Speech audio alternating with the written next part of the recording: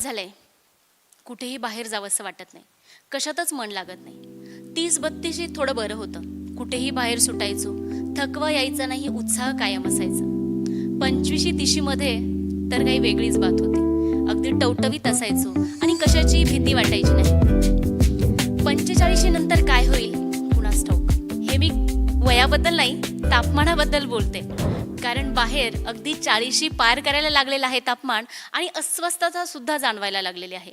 बाहेर पडावंसंही वाटत नाही. उन्हाच्या झळ्या तर इतक्या लागतात की लगेच त्रास व्हायला लागतो.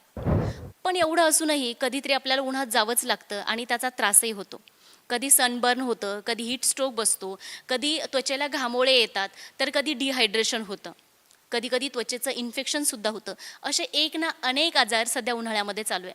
मग आता ह्याच्यावर उपाययोजना काय करायची? जर ऊन लागलं, त्याला ऊन लागणं किंवा लू लागणं किंवा उन्हाळी लागली तर मग नेमकं काय करायचं, याच्यावर घरगुती उपाय काय आहे आणि ह्याच्यापासून सुटका कशी करून घ्यायची, या 3 मुद्द्यावर आज मी या ठिकाणी बोलणार आहे.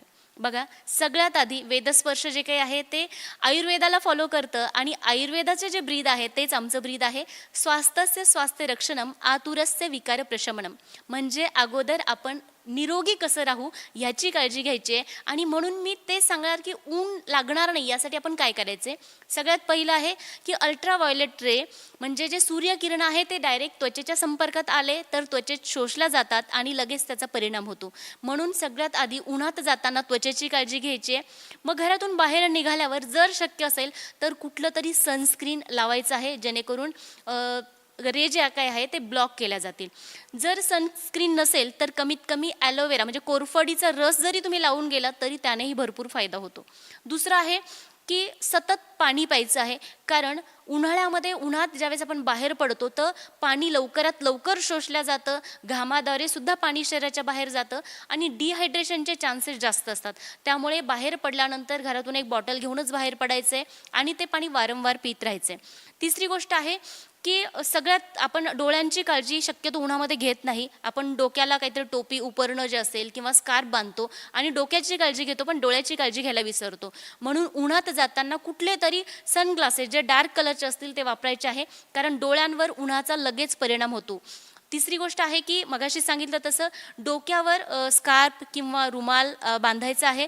त्याचे जास्तीत जास्त लेअर करायचे आहे, म्हणजे जाडसर तो असायला हवा, जेणेकरून डायरेक्ट ऊन लागणार नाही. चौथी गोष्ट आहे की कपडे सैलसर घालायचे आहे आणि सगळ्यात महत्त्वाचं हलक्या रंगाचे कपडे म्हणजे पांढरे कपडे असतील किंवा तत्सम त्या प्रकारचे कपडे घालायचे. खूप डार्क काळे किंवा नेव्ही ब्ल्यू अशा प्रकारचे कपडे शक्यतो वापरायचे नाही आहे, कारण ते लगेच रे शोषून घेतात आणि लवकरात लवकर हीट स्ट्रोक बसू शकतो. त्याच्यानंतर काय करायचं की जे सीझनल फळं आहेत तर ते भरपूर प्रमाणात खायचे आहेत. बाहेर गेल्यानंतर आपण बऱ्याचदा असं ज्यूस वगैरे घेतो, तर त्याच्यापेक्षा जर ज्या पाणी असलेले फळ म्हणजे टरबूज असेल, खरबूज असेल, द्राक्ष, संत्री, मोसंबी, डाळिंब अशा प्रकारची फळं जास्तीत जास्त आपण घ्यायची आहे. आता ही झाली काय काळजी घ्यायची. पण एवढं करूनही जर ऊन लागलंच तर काय करायचे, याच्यात एक महत्त्वाचा मुद्दा सांगते. बऱ्याचदा असं होतं की घरातून बाहेर पडलं की आपण पाणी पित नाही, कधीतरी जेवण करायचं राहून जातं आणि मग त्यावेळेस हायपोटेन्शन म्हणजे अचानकपणे BP कमी झाल्याचं बऱ्याच रुग्णांमध्ये आढळून येतं. तर आता BP कमी झालाय कसं ओळखायचं? तुम्हाला बसल्या जागी किंवा गाडीवर तुम्ही असाल तर लगेच जाणवतं की आपल्याला दम लागायला लागलेला आहे आणि श्वास घ्यायला त्रास होतोय, श्वास अडखळल्यासारखं जाणवतोय. अशा वेळेस आपण बाहेर आहात तर पटकन नारळ पाणी आहे, एखादं नारळ घ्यायचं आणि नारळ पाणी पिऊन टाकायचं. तुम्हाला 5 ते 10 मिनटं टवटवीत झाल्यासारखं वाटतं आणि जे हायपोटेन्शन आहे ते लवकर रिकवर होतं. किंवा त्यापेक्षा घरून निघताना पाणी, त्याच्यामध्ये सैंधव मीठ आणि लिंबाचा रस किंवा खडीसाखर असे 2-3 मिक्सचरचं छान सरबत करून सोबत घेऊन गेलं ना, कारण ज्यांना BP नेहमी कमी असतो, शक्यतो महिलांना हायपोटेन्शनचा त्रास असतो, सतत BP कमी राहत असेल, अशा लोकांनी घरून सरबत करूनच घरातून ते बॉटलमध्ये भरून बाहेर पडायचं आहे. आता एवढं सगळं उपाययोजना करूनही जर चुकून ऊन लागलंच तर त्याची लक्षणं काय काय आहे, तर आपल्याला सगळ्यात पहिलं जाणवतं की आपले डोळे भयंकर गरम जाणवतात. डोळे बंद केले की आपल्याला जाणवतं की डोळ्यातून जणू काही वाफा आलेल्या आहे असं गरम होतं. अंग तापायला लागतं, ताप येतो. तिसरं आहे की लूज मोशन लागते, म्हणजे वारंवार तुम्हाला शौचाला जावं लागतं. त्याच्यानंतर म्हणजे थकवा जाणवतो की काहीही काम करण्याची इच्छा होत नाही, डोकेदुखी होते, मळमळायला होतं आणि जे अन्न आहे अन्नाला चव लागत नाही. तर ही सगळी म्हणजे सनबर्नची किंवा त्याला काय म्हणतो ऊन लागल्याची लक्षणं आहे. आता ह्या लक्षणांवर उपाययोजना काय करायची आहे, तर बघा तुम्हाला जाणवलं की आपण खूप कडक उन्हातून आलेलो आहोत, तर सगळ्यात पहिलं थंड पाण्याने अंघोळ करायची. अगदी एकदा दोनदा थंड पाण्याने अंघोळ करायलाही काही हरकत नाही. आता थंड पाणी डोक्यावर न घेतलं तरी चालेल, कारण तुम्ही एकदम कडक उन्हातून आलेले असतात. त्यामुळे जर तुम्ही थंड पाणी डोक्यावर न घेतलं तर त्याचा फायदा जरा जास्त होतो. त्यानंतर जाणवतं की ऊन जर कमी झालं नाही तर मग काय करायचंय, एखाद्या टबमध्ये थंड पाणी घ्यायचं, अगदी त्या पाण्यामध्ये बर्फ टाकला तरी चालेल. त्यानंतर थोडंसं मीठ घालायचं आहे आणि त्या पाण्यामध्ये आपले पाय बुडवून बसायचं आहे. एक 15 ते 20 मिनिट शरीरातली सगळी उष्णता जी आहे किंवा तापमान जे आहे ते नियंत्रणात येईपर्यंत आपण ते पाय पाण्यात बुडवून बसायचं आहे. त्याच्यानंतर काय करायचं आहे, आता बाहेरून आलं आणि बऱ्याच जणांना सवय असते की पटकन फ्रीज उघडायचं आणि फ्रीजमधनं बॉटल काढायची आणि अगदी थंडगार पाणी घटाघटा प्यायचं. तर तसं मात्र मुळीच करायचं नाही, कारण उन्हाळ्यामध्ये आपला अग्नी खूप कमी झालेला असतो, आपली पचनक्षमता मंदावलेली असते आणि तुम्ही जर फ्रीजचं पाणी सगळं पीत असाल एकदम थंडगार, तर अग्नी अजून कमी होतो आणि आपल्याला भूक वाढत नाही आणि मग अग्निमांद्याचे जे आजार आहे ते वाढायला लागतात, पोटाचे विकार होतात. तर त्यामुळे काय करायचे, पाणी एक नॉर्मल टेम्परेचरचं जे पाणी आहे ते प्यायचे. शक्य झालंच तर माठातलंच पाणी प्या, भलेही माठाला एक छान थंडगार कपडा तुम्ही गुंडाळून ठेवला तरी चालेल, ते पाणी तुम्ही प्यायचं आहे. त्याच्यानंतर सगळ्यात महत्त्वाचं की उन्हाळ्यामध्ये प्रत्येक घरामध्ये आढळणारी वस्तू आहे ताक. ताक प्यायचं आहे. आता बरेच जण तुम्हाला सांगतील की लस्सी वगैरे मठ्ठा वगैरे हे तुम्ही पिऊ शकता, पण ताकात जे गुणधर्म आहे, तर ताक अग्निदीपक आहे पण शरीराला थंडसुद्धा करतं, म्हणून ताक प्यायचं आहे.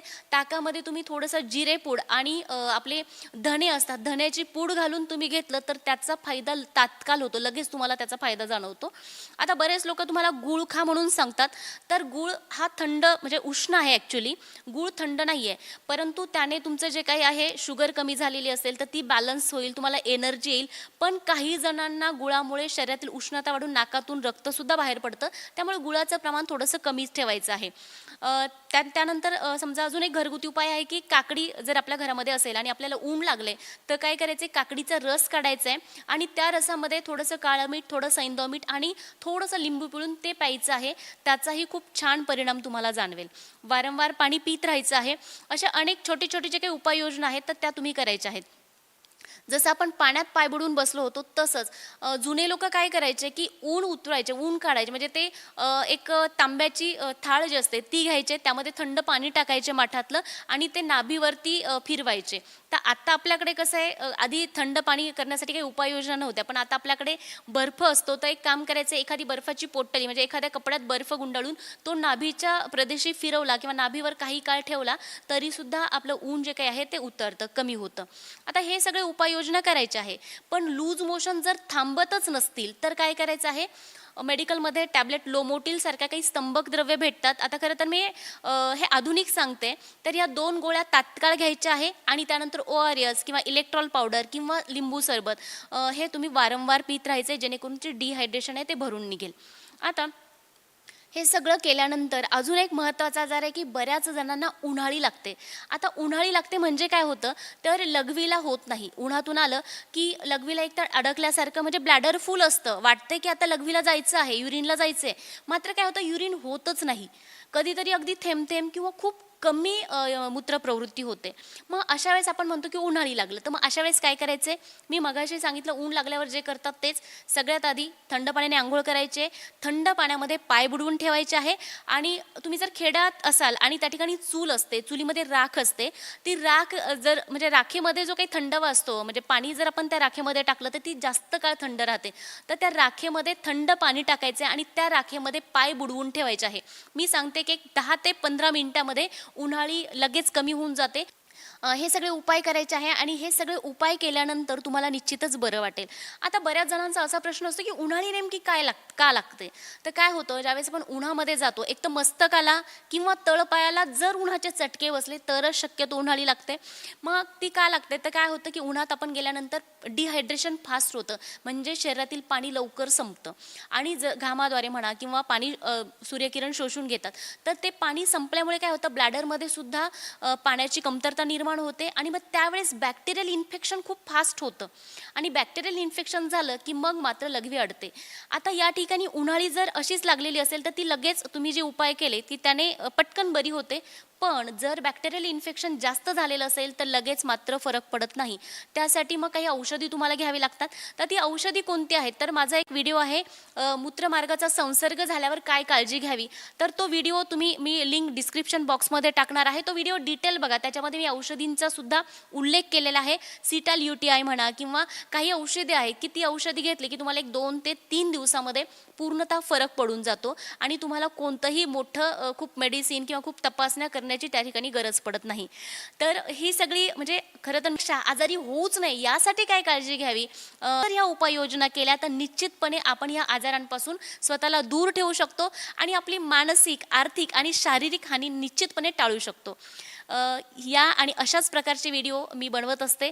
जर तुम्हाला हा व्हिडिओ माहितीपूर्ण वाटत असेल तर निश्चित चॅनल तुम्ही सबस्क्राईब केलाच असेल. नसेल केला तर आत्ता सबस्क्राईब करा आणि आपल्या मित्रपरिवाराला किंवा आपल्या नातेवाईकांना हा व्हिडिओ पाठवायला विसरू नका. धन्यवाद. आणि